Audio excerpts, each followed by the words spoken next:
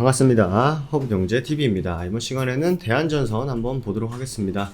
오늘 중국 GDP 발표도 있었고 시장이 좀 출렁출렁하기도 하고 올라갔던 섹터, 내려갔던 섹터 다양하게 있는데 오늘 시장은 좀 어떻게 흘러갔는지, 그래서 앞으로 어디에 좀 집중을 해야 되는지 이런 부분은 저희 허브리핑 영상 보내드리고 있는 거 다들 아실 겁니다. 그리고 저희가 허브경제TV가 또 1주년을 맞이해가지고 지금 또 시장도 또 언제 또 죽는 곡소리 많이 났었는데 또 언제 그랬냐는지 또 반등 또 시원하게 해주고 있기 때문에 이번 1주년 맞이 저희가 좀 파격적인 이벤트 진행하고 있으니까 저희 홈페이지 통해서 한번 확인해 주시면 좋을 것 같습니다. 대한전선 한번 보도록 하겠습니다.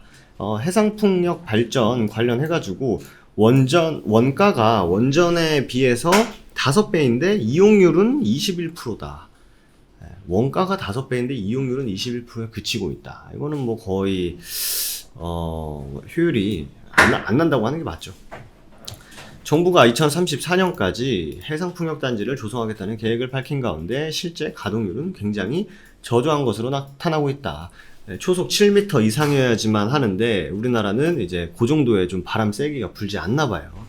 그래서 최근에 오늘 같은 경우에도 이제 정치인들 국정감사 이런 거 많이 하는 것 같은데 이런 부분에 대해서도 누가 한번 얘기를 할지는 모르겠습니다. 어쨌든 보고서에 따르면은 해상풍력 발전의 풍속이 7m 이상이어야 되는데 우리나라는 전국토 76%에서 평균이 6.4다. 그러니까 조금은 쉽지 않다. 그치만 보조금은 연간 10조 원이 넘는 보조금이 투입될 것으로 나타났다. 그러니까 이게 효율은 안 나는데 이 세금이 무지막지하게 이제 들어갈 것이다 라는 게 이제 굉장히 효율이 없는 거죠, 어떻게 따지면. 그래서 화석연료를 줄이고 어쨌든 재생에너지를 늘렸는데 우리나라 같은 경우에는 이제 풍속이 좀 떨어졌다라는 것도 있고, 해외 역시 석유, 석탄, 천연가스 요즘에 에너지 엄청나게 값이 비싸지 않습니까? 그래가지고 이제 재생에너지를 대체를 하자, 재생에너지로 했는데 쉽지 않다 라는 부분도 있고, 여기 나옵니다만 또 지역 주민과의 소통 강화를 하는데 가장 좀 얘기가 많이 나온 게 아무래도 해상풍력이죠.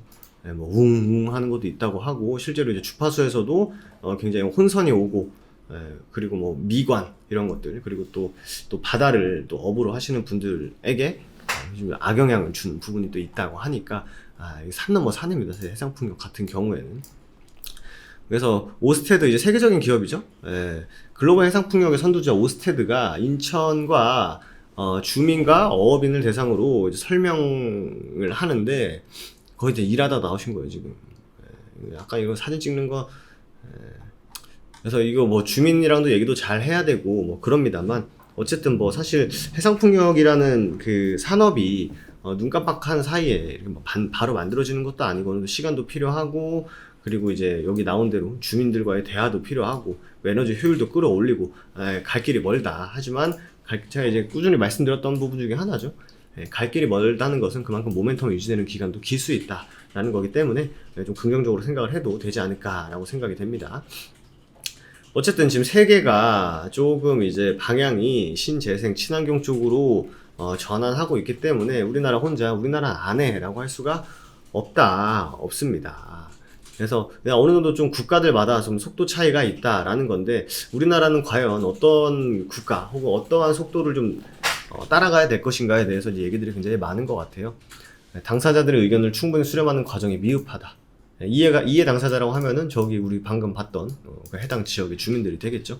그리고 국민들한테 세금이 이런 식으로 쓰여진다라는 것도 어느 정도 좀 이해도 시켜야 되고, 근데 원전보다 5배 비싼데 효율은 5배 떨어지는, 최악이네요.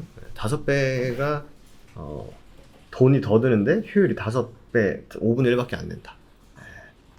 근데 어느 정도 이 과도기가 필요하겠죠. 그러니까 이렇게 갑자기 재생에너지는 이렇게 스무스하게 올라가지고 기존의 이제 석탄 발전은 이렇게 스무스하게 이제 내려가줘야 어느 정도 이제 좀 뭐라 그래야 되죠? 이제 괴리를 좀 막을 수 있는데, 지금 국가에서는 2030년부터 완전히 재생에너지 비율을 70%로 늘리겠다 하는 게 사실 쉽지 않죠, 이게. 이렇게 간다는 거. 왜냐면 우리나라 지금 재생에너지에서 실제로 전력을 쓰는 게 제가 알기로 한 자릿수로 알고 있거든요. 많아야 11%까지 본 것 같은데 거의 한 자리로 알고 있습니다. 그러면은 10%라고 가정을 해도 70%까지 끌어올리려면 7배가 뛰어야 되는데 쉽지가 않죠, 이게. 그렇다고 기존에 이제 석탄, 석유, 천연가스 이런 것들을 급하게 줄일 수도 없는 노릇이고, 그러다 보니까 이제 원전 관련주들이 조금 수혜를 받는 그런 좀 시장 분위기가 있다라고 보시면 될 것 같습니다. 그러니까 중국 같은 경우에는 천연가스 사용을 늘리고 있다. 석탄 발전을 일단은 천연가스로 대체하고 원전을 늘리는 쪽으로 이렇게 약간 이제 스텝 바이 스텝 이렇게 가겠다라는 거죠. 근데 우리나라처럼 대놓고 뭐 국무총리께서 나와가지고 우리 이렇게 할 겁니다, 해야 됩니다 하는데 이제 구체적인 내용은 없고 그런 상황이다라고 보시면 될 것 같아요.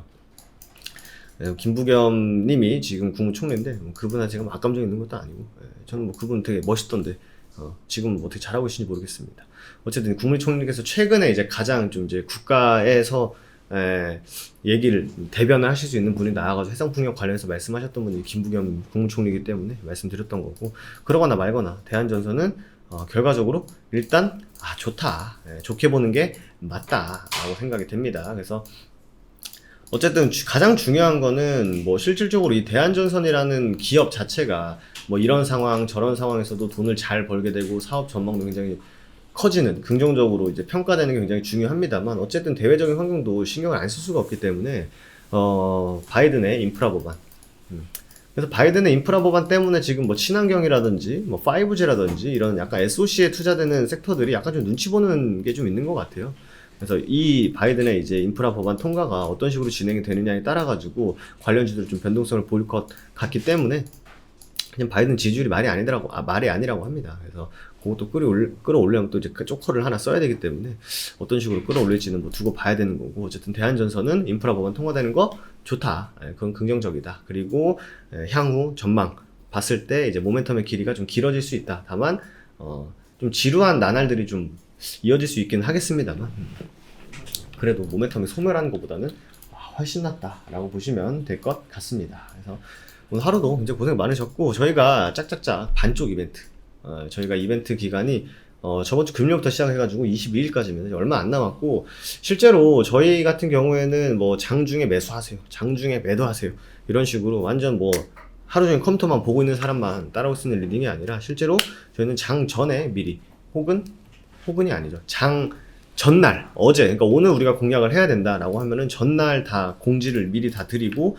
장 전에 매수 신호를 보내드리면서 리딩 해드리고 있기 때문에, 초보자분들이라든지 아니면 시간이 좀 촉박하신 분들, 아침에 뭐 잠깐 매수 신호만 걸어놓는 게 어렵다라고 하시면 주식을 못 하는 거죠, 그거는. 근데 그 정도의 시간은 있다 보시면은, 어제 밤 10시에 이미 예고를 드렸고 오늘 아침에 매수 신호를 드리면서 또 청산이 되는 그런 또 편하게 주식 투자할 수 있는 방법이기 때문에, 이번 이벤트 기회 꼭 잡으셔가지고 남은 하반기, 나아가 2022년 상반기까지 허브인데 TV와 함께 해보시는 것도 매우 좋은 선택이다 라고 생각이 됩니다. 상담 문의는요 1644-1873 전화로 주셔도 좋고요, 카카오톡 친구 추가 HBTV1004로 친구 추가하신 다음에 상담 문의 남겨주시면 되실 것 같습니다. 오늘 하루도 고생 많으셨고, 저는 또 내일 이 시간에 인사드리도록 하겠습니다. 감사합니다.